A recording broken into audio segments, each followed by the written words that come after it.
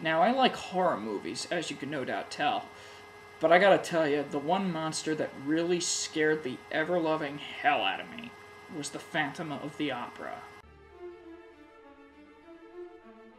The Phantom of the Opera, based on the book by Gaston Leroux, tells the story of Eric, a deformed musician who dwells in the catacombs beneath the Paris Opera House, and falls in love with a singer named Christine.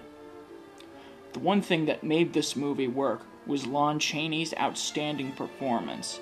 He was a man born by deaf mutes and was an expert in pantomime, and he was definitely a master when it comes to makeup.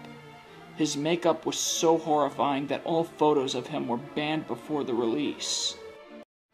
The best scene occurs when the Phantom abducts Christine to his lair, and she becomes curious about his mask.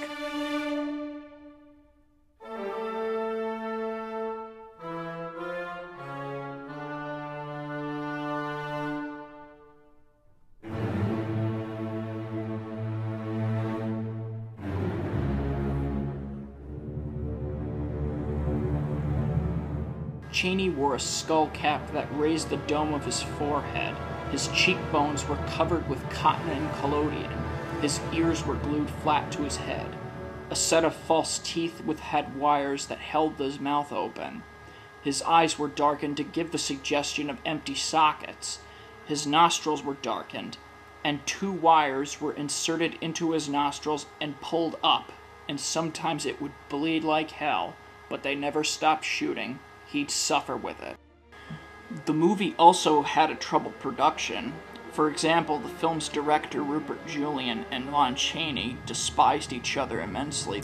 Cinematographer Charles Van Anger said to film historian Rudy Belmer, "It was a terrific strain because Chaney and Julian wouldn't talk to each other. I had to be the messenger boy.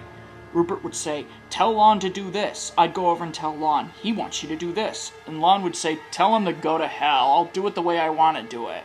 That went on the whole picture. Also, a changing direction caused the ending to be changed too.